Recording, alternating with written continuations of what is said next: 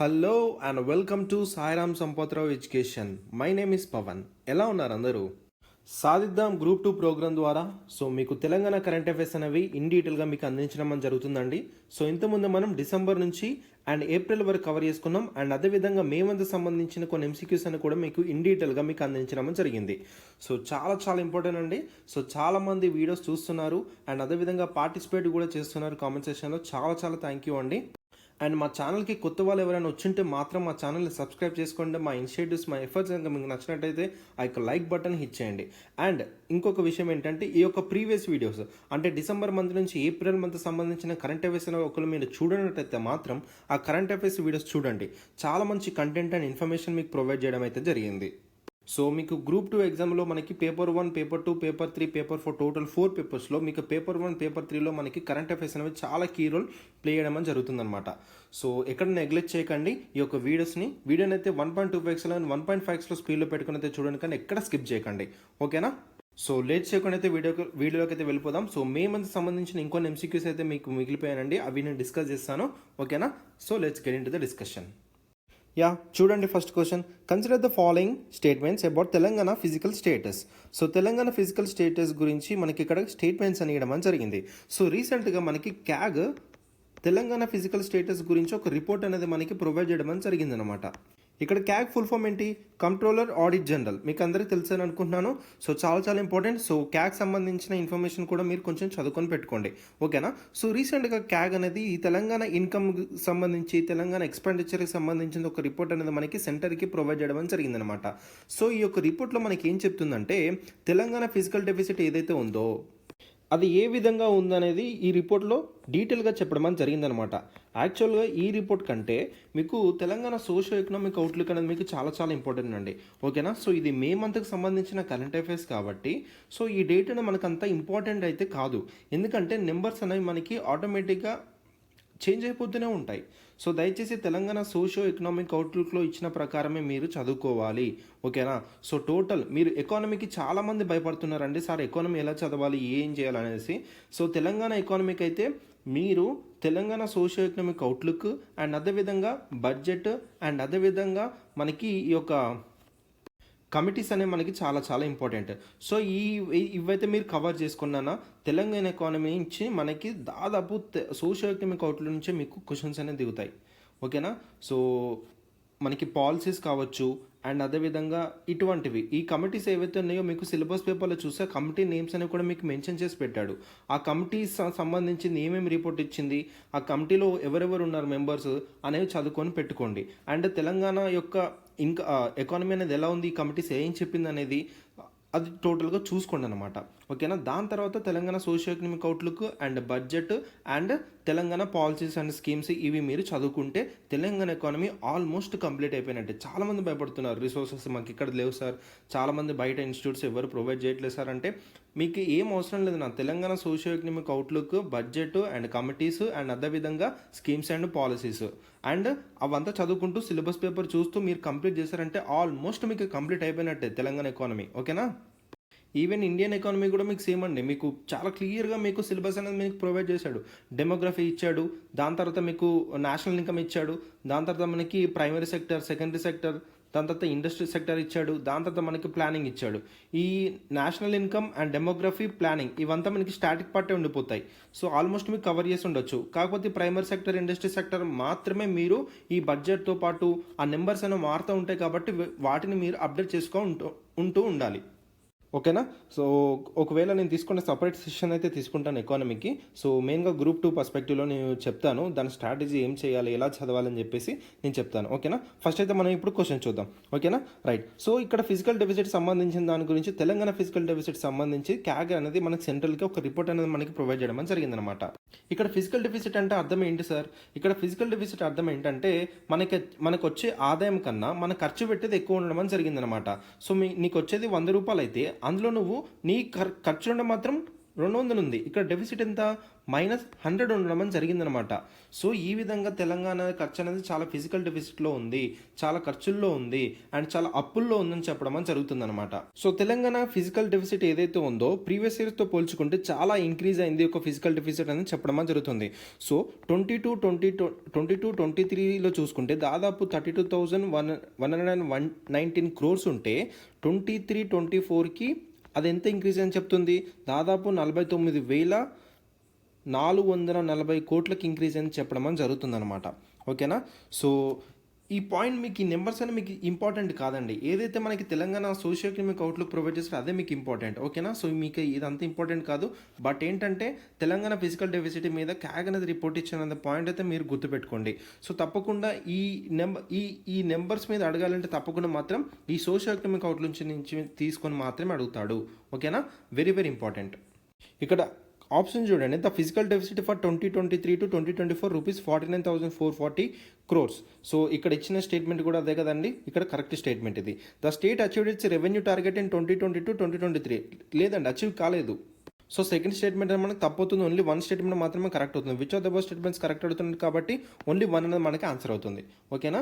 So దయచేసి ఈ point గుర్తుపెట్టుకోండి, ఎకానమీకి ఏం భయపడకండి, మీకు మంచి రిసోర్సెస్ ఉన్నాయి, వేరే ఇన్స్టిట్యూట్ మీద డిపెండ్ అయ్యి అందులో ఎక్స్ట్రా ఇన్ఫర్మేషన్ మనం యాడ్ చేస్తారేమో అని చెప్పేసి మీరు కంగారు పడుతూ వాటి మీద డిపెండ్ అయిపోయి ఏం అవసరం లేదండి. మీకు ఏదైతే అవుట్లుక్ ఉందో ఆ అవుట్లుక్నే మీరు ఒక 5-6 టైమ్స్ రివైజ్ చేసుకొని పెట్టుకుంటే మిగతా స్టూడెంట్స్ కన్నా మీరే మంచి మార్క్స్ అనేది గెయిన్ చేస్తారు. దయచేసి పాయింట్స్ని మెన్షన్ చేసి మైండ్లో పెట్టుకోండి, అర్థమవుతుందా. రైట్. నెక్స్ట్ క్వశ్చన్ చూడండి, Telangana is the 5th state with the highest AIDS cases in India, which state preceded it. So Telangana మనకి ఎయిడ్స్ కేసెస్లో చూసుకుంటే 5th స్టేట్గా ఉండమని జరిగిందండి. సో విత్ ద 1.59 lakh కేసెస్తో మనకి తెలంగాణ అనేది మనకి 5th పొజిషన్ ఉండడం జరిగింది. ఫస్ట్ వచ్చేసి మనకి మహారాష్ట్ర ఉంది, సెకండ్ వచ్చేసి మనకి ఏపీ ఉంది, థర్డ్ వచ్చేసి మనకి కర్ణాటక ఉండడం జరిగిందండి. దాని తర్వాత మనకి 4th ప్లేస్లో తమిళనాడు ఉంది అండ్ అదేవిధంగా 5th వచ్చేసి మనకి తెలంగాణ ఉండడం జరిగిందనమాట. ఓకేనా. సో గుర్తుపెట్టుకోండి, సో తెలంగాణ అనేది మనకి 5th పొజిషన్ ఉండడం జరిగిందండి. సో మీరు ఇటువంటి అనేటివి మనకి ఏంటంటే హెల్త్ సెక్టర్లో మనకి ఎలా ఉంది తెలంగాణ అనే పాయింట్ మీరు మెయిన్స్లో వచ్చినప్పుడు ఇటువంటి పాయింట్స్ మీరు పెట్టి సో దీనికి సంబంధించిన ఛాలెంజెస్ ఇలా ఉన్నాయి అండ్ మీ మెజర్స్ ఏం తీసుకోవాలని చెప్పేసి మీరు పాయింట్అవుట్ చేశారనుకోండి, చాలా బాగుంటుంది అనమాట. సో ఇట్లాంటి పాయింట్స్ మనకి మెయిన్స్లో ఉపయోగపడతాయండి. ఓకేనా. సో చూసుకోండి. రైట్. నెక్స్ట్ క్వశ్చన్ చూడండి, what is the main focus of the Badibata program in Telangana. So Badibata program అనేది మనకి చూసుకుంటే అండి, స్కూల్లో చిల్డ్రన్ ఎవరైతే ఉంటారో ఈ యొక్క స్కూల్కి వెళ్ళే చిల్డ్రన్ వాళ్ళందరినీ ఐడెంటిఫై చేసి వాళ్ళని స్కూల్లో ఎన్రోల్మెంట్ చేయడానికి తీసుకొచ్చిన ప్రోగ్రామే బడిబాట ప్రోగ్రామ్ అనమాట. సో ఆ యొక్క ఎన్రోల్మెంట్ రేషియో ఏదైతే ఉందో ఇంక్రీజ్ చేయడానికి తీసుకొచ్చారు అండ్ అదేవిధంగా ఇక్కడ మనకి డ్రాప్ అవుట్స్ అనేవి కూడా జరగకుండా ఈ యొక్క ప్రోగ్రామ్ అనేది తీసుకురావడం జరిగింది. సో ఇక్కడ ఆన్సర్ వచ్చేసి మనకి reducing school drop outs, very very important point. And ఇక్కడ మీరు ఇంకొక పాయింట్ చదువుకోవాల్సింది ఏంటంటే తెలంగాణ అనేది నో బ్యాక్ డే అనే program no bag day program అనేది కూడా తీసుకురావడం జరిగిందండి. No bag day. సో ఈ యొక్క నో బ్యాక్ డే ప్రోగ్రామ్ అనేది ఏ రోజున మనకి ఏ రోజున ఉంటుందంటే ఎవ్రీ మంత్ ఫోర్త్ సాటర్డే రోజున నో బ్యాక్ డే అనేది తెలంగాణ అనేది తీసుకురావడం జరిగింది, ఇంప్లిమెంట్ చేస్తుంది అనేది పాయింట్ మీరు గుర్తుపెట్టుకోండి. ఓకేనా. సో ఇక్కడ బడిబాట ప్రోగ్రామ్ వచ్చేసి మనకి ఎన్రోల్మెంట్ రేషియో ఇంక్రీజ్ చేయడానికి అండ్ నో బ్యాక్ డే వచ్చేసి మనకి ఎవ్రీ మంత్ 4th సాటర్డే రోజున ఇంప్లిమెంట్ చేస్తుంది అనే పాయింట్ మీరు గుర్తుపెట్టుకోవాలి ఇక్కడ. ఓకేనా. రైట్. నెక్స్ట్ క్వశ్చన్ చూడండి, consider the following statements about spur winged lapping. ఈ యొక్క స్పర్ వింగ్ ల్యాపింగ్ వచ్చేసి ఒక వాటర్ బర్డ్ అనేది, ఈ యొక్క వాటర్ బర్డ్ అనేది మనకి రీసెంట్గా తెలంగాణలో వరంగల్ డిస్ట్రిక్ట్లో మనకి కనిపించిందని ఒక గ్రూప్ ఆఫ్ బర్డ్ వాచర్స్ వాళ్ళు మనకి చెప్పడం జరిగిందనమాట. ఓకేనా. సో ఇక్కడ మనకి ఇచ్చిన స్టేట్మెంట్ చూడండి, it was spotted for the first time in India at Ammavaripet lake Warangal. Second statement చూడండి, it is an African Mediterranean water bird అనేది. ఓకేనా. So which of the both statements correct అంటున్నాడు. ఇక్కడ ఇచ్చిన 2 స్టేట్మెంట్స్ అనేవి మనకి కరెక్ట్ అండి. ఓకేనా. సో రీసెంట్గా మనకి ఒక గ్రూప్ ఆఫ్ బర్డ్ వాచర్స్ వాళ్ళు ఒకటి స్పాట్ చేయడం జరిగిందండి. ఏంటి, ఒక ఆఫ్రికన్ మెడిటేరియన్ వాటర్ బర్డ్ ఏదైతే ఉందో సో దాని పేరేంటి, స్పర్ వింగ్ ల్యాపింగ్ అనమాట. దీని యొక్క సైంటిఫిక్ నేమ్ వచ్చేసి మనకి వెనెలస్ స్పైనసస్. ఓకేనా. సో ఈ యొక్క బర్డ్ అనేది మనకి అమ్మవారిపేట లేక్ ఇన్ వరంగల్లో మనకి కనిపించిందని చెప్పడం జరిగిందనమాట. అండ్ ఇది ఏం చెప్పారంటే ఇట్ ఈస్ బిలీవ్డ్ దట్ ఈ ఇండియాలోనే ఫస్ట్ టైం ఈ బర్డ్ అనేది మనకి కనిపించింది, స్పాట్ అయిందని చెప్పడం జరుగుతుంది. ఓకేనా, వెరీ వెరీ ఇంపార్టెంట్ పాయింట్. ఇక్కడ మనకి ఫస్ట్ టైం అనే వర్డ్ వినిపిస్తుంది కదండి. ఇట్లాంటి ఫస్ట్ టైం ఏదైతే ఉందో మనకి చాలా చాలా ఇంపార్టెంట్ అండి. కాంపిటేటివ్ ఎగ్జామ్స్లో మనకి ఏంటంటే ఇట్లాంటి ఫస్ట్ టైం అనే వాటి మీద ఫోకస్ చేసి మనకి క్వశ్చన్స్ అడగడానికి చాలా ఉంటుందన్నమాట. ఓకేనా, వెరీ వెరీ ఇంపార్టెంట్. ఇట్లా ఫస్ట్ టైం వచ్చే వాటివి దయచేసి మీరు సపరేట్గా నోట్ చేసుకొని పెట్టుకోండి.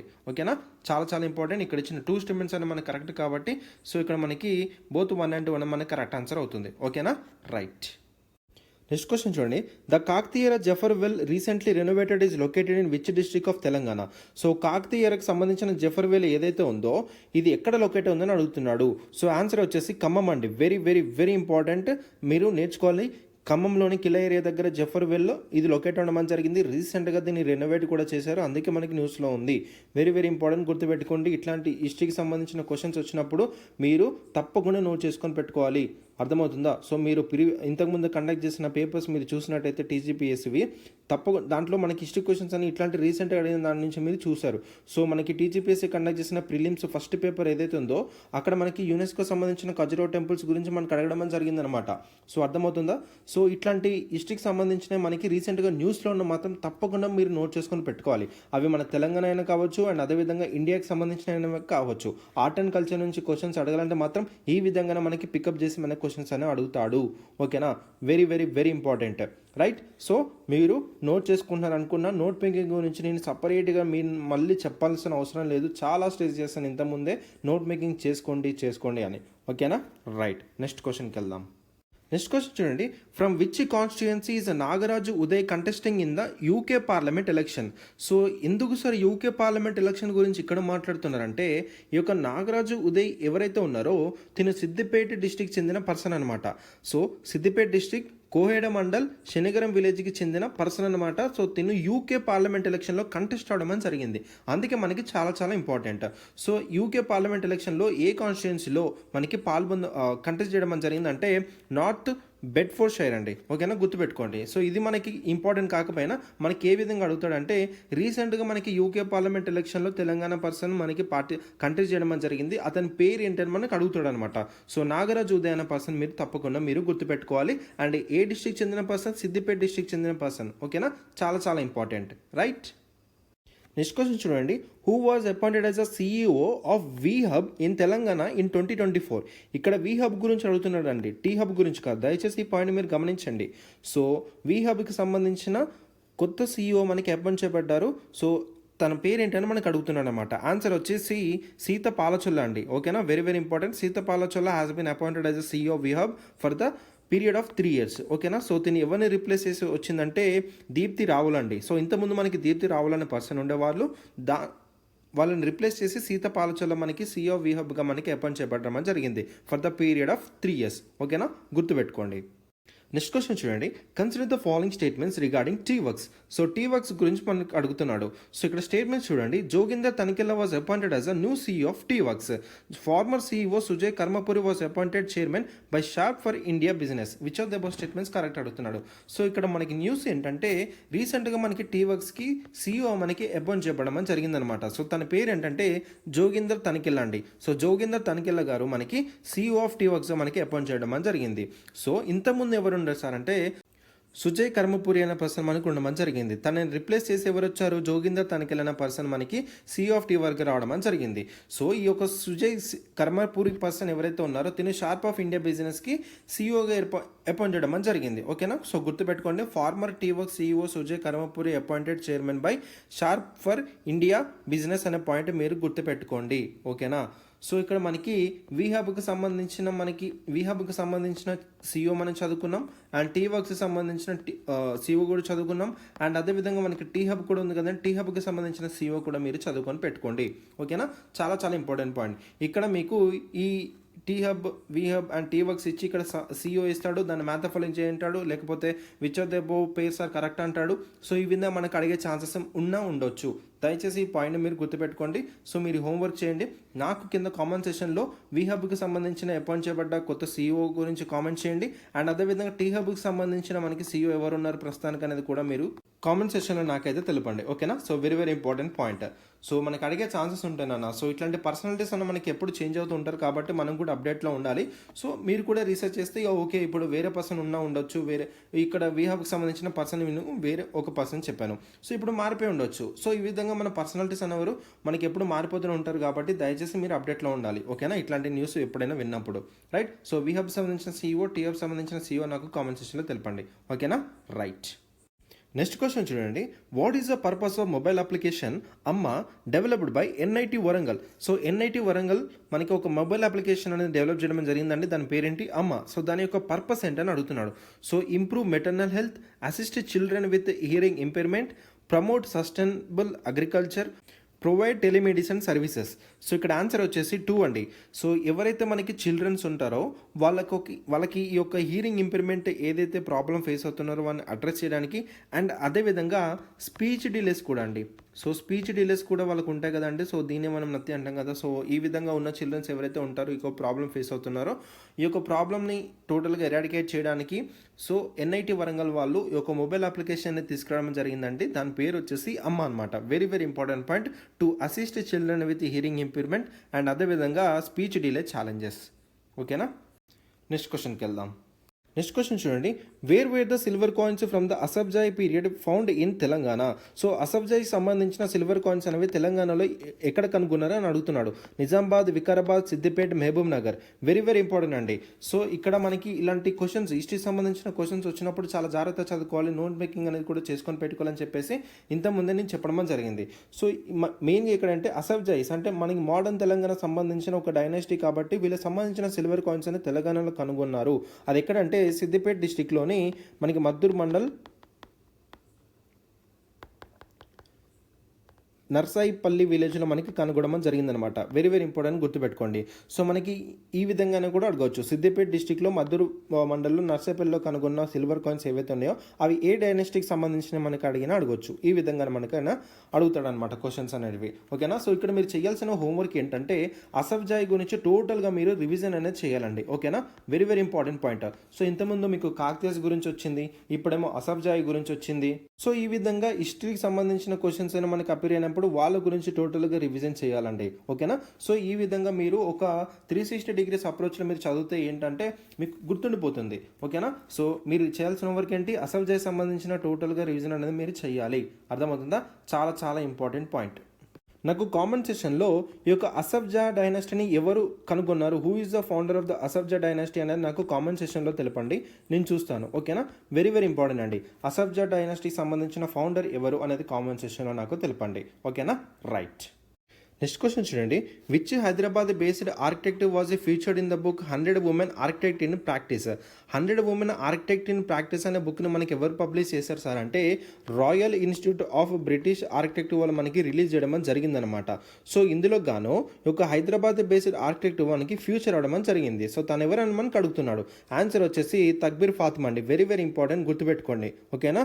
సో హైదరాబాద్కి సంబంధించిన తక్బీర్ ఫాతిమా ఎవరైతే ఉన్నారో 100 Women ఆర్కిటెక్ట్ ఇన్ ప్రాక్టీస్ అనే బుక్ లో మనకి ఫ్యూచర్ రావడం జరిగింది. ఈ యొక్క బుక్ని మనకి ఎవరు మనకి పబ్లిష్ చేశారు సార్ అంటే 100 Women royal institute of British architect అనే వాళ్ళు మనకి పబ్లిష్ చేయడం జరిగింది. ఓకేనా? గుర్తుపెట్టుకోండి. రైట్. ఇక్కడ మనకి ఫ్యూచర్ అనే పర్సన్ పేరేంటి? తక్బీర్ ఫాతిమా. రైట్. నెక్స్ట్ క్వశ్చన్ చూడండి. Who authored the book Ranadheera Seethakka on Telangana minister Seethakka? So రీసెంట్గా ఈ యొక్క రణధీర సీతక్క అనే బుక్ని సీఎం రేవంత్ రెడ్డి గారు ఇనాగ్రేట్ చేయడం జరిగిందనమాట. ఈ యొక్క పర్టికులర్ బుక్ అనేది తెలంగాణ మినిస్టర్ సీతక్క గారి మీద మనకి బుక్ అనేది రాయడం జరిగింది. ఈ యొక్క పర్టికులర్ బుక్కి ఆథర్ ఎవరని మనకు అడుగుతున్నాడు. ఆన్సర్ వచ్చేసి అప్నాల శ్రీనివాస్ అండి. ఓకేనా? గుర్తుపెట్టుకోండి. It was authored by Apnala Srinivas. రీసెంట్గా సీఎం గారు ఈ యొక్క బుక్ని ఇనాగ్రేట్ చేయడం జరిగింది. ఓకేనా? సో మినిస్టర్ సీతక్క ఒక ఒరిజినల్ ఏమొచ్చి సనసై కూడా అంటారు కదండి. ఓకేనా? రైట్. గుర్తుపెట్టుకోండి ఇక్కడ పాయింట్ అనేది. నెక్స్ట్ క్వశ్చన్ చూడండి. Who released the 125th commemorative coin marking Shri Ramachandra Bapuji Maharaj's birth anniversary? So former president Ramnath Kovind garu ఈ యొక్క 125 రూపీస్ కాయిన్ అనేది మనకి రిలీజ్ చేయడం జరిగిందండి on 125th Shri Ramachandra Bapuji Maharaj's birth anniversary సందర్భంగా ఫార్మర్ ప్రెసిడెంట్ రామ్నాథ్ కోవింద్ గారు యొక్క 120 రూపీస్ కాయిన్ అనేది మనకి రిలీజ్ చేయడం అని జరిగిందనమాట. ఓకేనా, గుర్తుపెట్టుకోండి ఈ యొక్క పాయింట్ అనేది.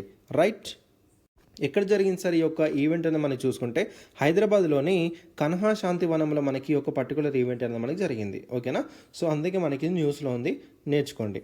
రైట్, నెక్స్ట్ క్వశ్చన్ చూడండి. What is the purpose of the Manayatri app launched in Hyderabad?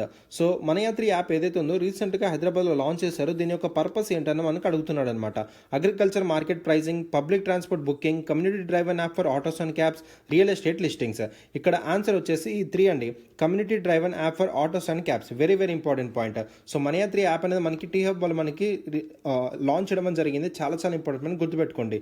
దాని యొక్క పర్పస్ ఏంటి అండ్ అదేవిధంగా ఎవరు లాంచ్ చేశారు, ఇంత మాత్రం సరిపోతుంది. ఓకేనా, సో చాలా చాలా ఇంపార్టెంట్. ఇంకేమైనా మీకు వాల్యూ అడిషన్గా ఈ యొక్క యాప్ గురించి మీకు ఇన్ఫర్మేషన్ తెలిసిందనుకోండి, సో దాని గురించి కామెంట్ సెక్షన్లో మనకు తెలపండి. ఓకేనా, సో మన స్టూడెంట్స్ కూడా మనకి తెలుసుకుంటారు. ఓకేనా, రైట్. నెక్స్ట్ క్వశ్చన్ చూడండి.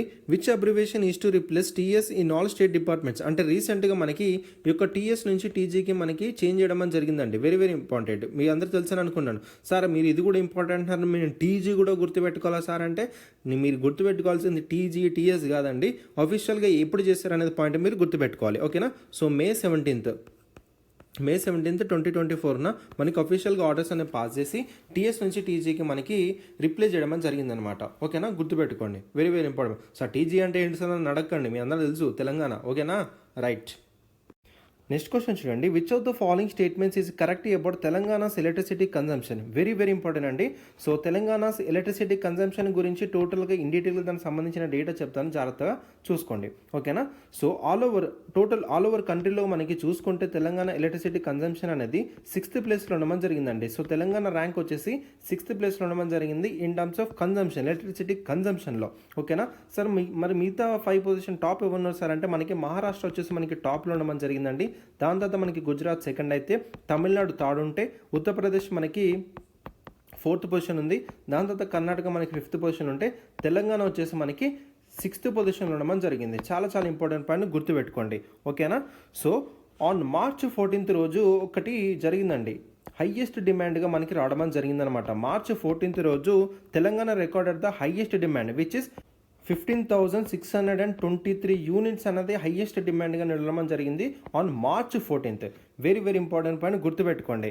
అండ్ ఇక్కడ మనకి చూసుకుంటే average cost of unit electricity అనేది మనకి సప్లై అనేది మనకి March 2021 అప్పుడు మనకి 6 రూపీస్ 19 పైసా ఉండడం జరిగిందండి.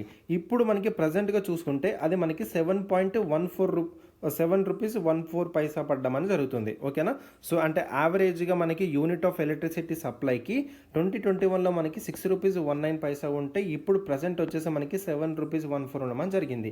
ఇప్పుడు ఈ డేటా ప్రకారం మనకి ఇక్కడ చూస్తే it ranked 6th in India for electricity consumption in the March 2024. Absolutely correct statement. The highest recorded demand was 18,000 megawatt అంటున్నాడు. కాదండి, ఇట్ ఈస్ 15,623 యూనిట్స్ అనమాట ఆన్ March 14th. సో ఇక్కడ ఇచ్చిన సెకండ్ స్టేట్మెంట్ మనకి తప్పు అవుతుంది. The average cost of electricity supply is 7 rupees 14 paise. అదే కదా నేను చెప్పింది. 2021లో మనకి 6.19 పైసా ఉంటే ఇప్పుడు మనకి 7.14 రావడం అని జరుగుతుంది అనమాట. సో ఇక్కడ ఇచ్చిన 1 and 3 స్టేట్మెంట్స్ కరెక్ట్ కాబట్టి, సో ఇక్కడ కరెక్ట్ స్టేట్మెంట్ అడుగుతున్నాడు. సో ఇక్కడ మనకి ఆప్షన్ ABCD ఇక్కడ తప్పబడిందండి. ఓకేనా, ఇక్కడ 1 and 3 ఓన్లీ మనకి కరెక్ట్ ఆన్సర్ అవుతుంది. ఓకేనా, చాలా చాలా ఇంపార్టెంట్ అండి, గుర్తుపెట్టుకోండి ఈ యొక్క డేట్ అనేది. మీరు నోట్ మేకింగ్ అనేది చేసుకుంటున్నారని అనుకుంటున్నాను. ఆ ధీమాతో నేను ఇంత మంచి ఇన్ఫర్మేషన్ మీకు చెప్పడం జరుగుతుంది. లేదంటే ఇక్కడ 6th ఇక్కడ ఇంత అనుకుంటా నేను చెప్పి వెళ్ళిపోయి అర్థమవుతుందా? సో ఇక్కడ మీరు అందరు రాసుకుంటున్నారు, నోట్ మేకింగ్ చేసుకున్నారనే పాయింట్ తోటి నేను నీకు ఇంత మంచి డేటాను ప్రొవైడ్ చేస్తున్నాను. ఓకేనా, మళ్ళీ ఒకసారి రివైజ్ చేస్తాను, జాగ్రత్తగా వినండి. So total Telangana electricity consumption గురించి ఇక్కడ మనకి ఇన్ఫర్మేషన్ అయితే మీకు చెప్పాను. సో ఆల్ ఓవర్ కంట్రీతో మనం పోల్చుకుంటే తెలంగాణ అనేది ఎలక్ట్రిసిటీ కన్జంప్షన్లో 6th పొజిషన్లో ఉండడం జరిగింది. మహారాష్ట్ర ఫస్ట్, గుజరాత్, తమిళనాడు, ఉత్తరప్రదేశ్, కర్ణాటక ఇవి మనకి టాప్ 5గా ఉండడం జరిగింది. దాని తర్వాత మనకి తెలంగాణ 6th పొజిషన్లో ఉంది. సో తెలంగాణలో మనకి హైయెస్ట్ డిమాండ్గా రికార్డ్ అవడం జరిగింది ఆన్ March 14th. దాదాపు 15,623 మెగావాట్స్ అనేవి మనకి హైయెస్ట్ డిమాండ్గా మనకి రావడం జరిగిందండి. ఓకేనా, గుర్తుపెట్టుకోండి. అండ్ 2021లో మనకి పర్ యూనిట్ ఎలక్ట్రిసిటీకి సప్లై అనేది రీచ్ కావడానికి ₹6.19 అయితే ఇప్పుడు తెలంగాణలో ప్రజెంట్ ఎంత ఉంది ₹7.14 అవడం అని జరిగిందనమాట. ఓకేనా, ఈ పాయింట్ కూడా గుర్తుపెట్టుకోండి. రైట్, సో ఇక్కడ మనకి 1 and 3 స్టేట్మెంట్స్ కరెక్ట్ కాబట్టి ఆప్షన్ 1 and 3 అనేది మనకి కరెక్ట్ ఆన్సర్ అవుతుంది. ఓకేనా, రైట్. నెక్స్ట్ క్వశ్చన్కి వెళ్దాం. నెక్స్ట్ క్వశ్చన్ చూడండి. Which universities professor co authored the book Banjara చరిత్ర విత్ ధనంజయ్ నాయక్? సో రీసెంట్గా తెలంగాణ చీఫ్ మినిస్టర్ గారు ఈ యొక్క బుక్ అనేది అన్వీల్ చేయడం అని జరిగిందండి. ఆ బుక్ నేమ్ వచ్చేసి బంజారా చరిత్ర. ఈ యొక్క బంజారా చరిత్ర బుక్ అనేది జాయింట్గా రాయడం అని జరిగింది. ఒకరు వచ్చేసి మనకి ధనంజయ్ నాయక్ అండ్ అదేవిధంగా ఒక ప్రొఫెసర్ కూడా ఉండడం జరిగింది. తను ఉస్మానియా యూనివర్సిటీలో మనకి తెలుగు డిపార్ట్మెంట్లో మనకి ప్రొఫెసర్గా తను వర్క్ చేయడం జరుగుతుంది. తన పేరు వచ్చేసి సూర్య ధనంజయ్ అండి. ఓకేనా, సూర్య ధనంజయ్. సో ఈ యొక్క బంజారా చరిత్ర ఇద్దరు జాయింట్గా రాయడం జరిగింది, ధనంజయ్ నాయక్ అండ్ అదేవిధంగా ఉస్మానియా యూనివర్సిటీకి చెందిన ఒక ప్రొఫెసర్ ఏ డిపార్ట్మెంట్లో వర్క్ చేస్తున్నా తెలుగు డిపార్ట్మెంట్లో వర్క్ చేస్తున్న ఈ యొక్క సూర్య ధనంజయ్ అనే పర్సన్ కూడా ఇద్దరు కలిసి ఒక బంజారా చరిత్ర బుక్ అనేది మనకి రాయడం అని జరిగిందనమాట. ఈ యొక్క బుక్ని రీసెంట్గా తెలంగాణ చీఫ్ మినిస్టర్ అన్వీల్ చేయడం అని జరిగింది. ఓకేనా, గుర్తుపెట్టుకోండి. నెక్స్ట్ క్వశ్చన్ చూడండి. Who was Kolishetti Ramdas in the context of the Telangana movement? Sir, ఇప్పుడు కొలిశెట్టి రామదాస్ గారి గురించి మనం ఎందుకు చదువుకుంటున్నాము? He was an early activist in the Telangana movement అండి. Very very important personality. ఓకేనా, సో రీసెంట్గా he was passed away at his residence అండి. న్యూ బోయిన్పల్లి సికింద్రాబాద్లో తన రెసిడెన్సీలో చనిపోవడం జరిగింది. సో ఈ యొక్క కంటెక్స్ట్లో కొలిశెట్టి రామదాస్ గారి గురించి మనం కొన్ని విషయాలు తెలుసుకోవాలండి. చాలా చాలా ఇంపార్టెంట్ పర్సనాలిటీ. ఓకేనా, సో తన ఎఫర్ట్స్ ఏంటి, సో తెలంగాణ మూమెంట్లో తన ఎఫర్ట్స్ ఏంటి, తన కాంట్రిబ్యూషన్ ఏంటి అనేది మనకు చాలా తెలియాలి. ఓకేనా, సో కొలిశెట్టి రామదాస్ గారు ఏ డిస్టిక్కి చెందిన పర్సన్ అంటే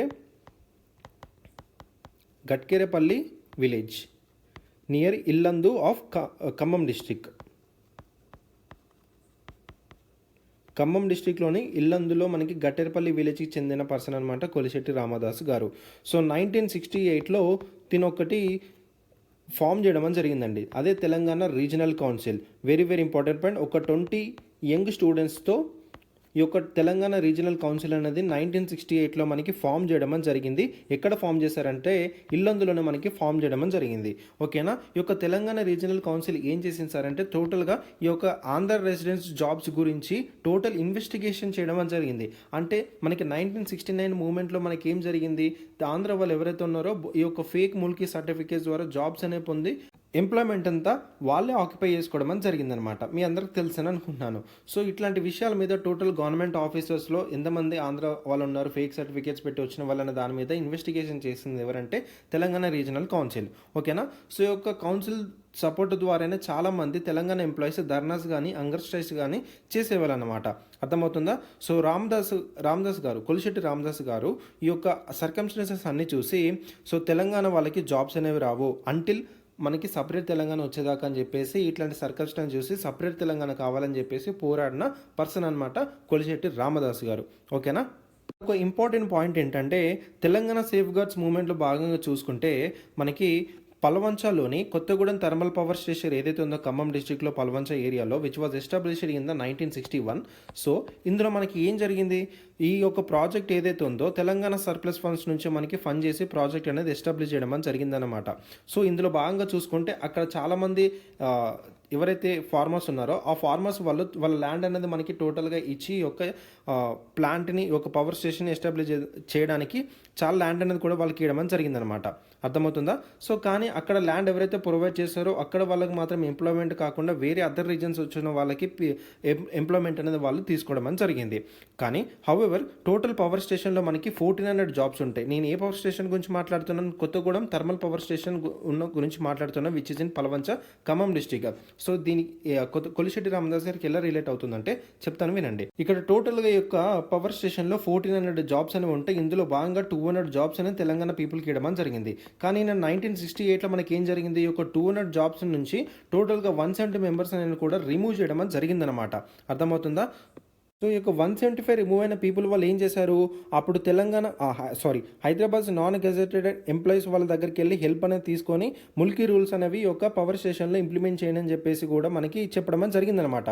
సో ఈ యొక్క పవర్ స్టేషన్లో చాలామంది ఆంధ్ర వాళ్ళే ఎంప్లాయీస్ ఉన్నారు అనే దాని మీద మనకి ఫస్ట్ ఎక్స్పోజ్ చేసిన పర్సన్ ఎవరంటే ఈ యొక్క కొలిశెట్టి రామదాస్ గారు. అందుకే నేను ఈ పాయింట్ చెప్పడం అని జరిగిందనమాట. ఓకేనా. So it was first exposed by the Kolishetti Ramadasu from Yellandu village that most of the Andhra employees are working in the thermal power station. అర్థమవుతుందా? చాలా చాలా ఇంపార్టెంట్ పాయింట్. సో ఇక్కడ మనకి క్వశ్చన్ ఏ విధంగా అడగొచ్చు అంటే ఈ యొక్క పవర్ స్టేషన్లో థర్మల్ పవర్ స్టేషన్లో మనకి ఫస్ట్ ఎక్స్పోజ్ చేసిన పర్సన్ ఎవరైనా అని అడగొచ్చు. అర్థమవుతుందా? కొలిశెట్టి రామదాస్ గారు దీన్ని ఫస్ట్ ఎక్స్పోజ్ చేయడం జరిగింది దట్ ఆంధ్ర ఎంప్లాయీస్ వాళ్ళు ఎక్కువ ఉండడం జరిగింది ఈ యొక్క థర్మల్ పవర్ స్టేషన్లో. ఓకేనా. అందుకే నేను ఈ పాయింట్ అంటే మీకు చెప్పడం జరిగింది. ఓకేనా. నోట్ చేసుకుంటున్నారు అనుకుంటున్నాను.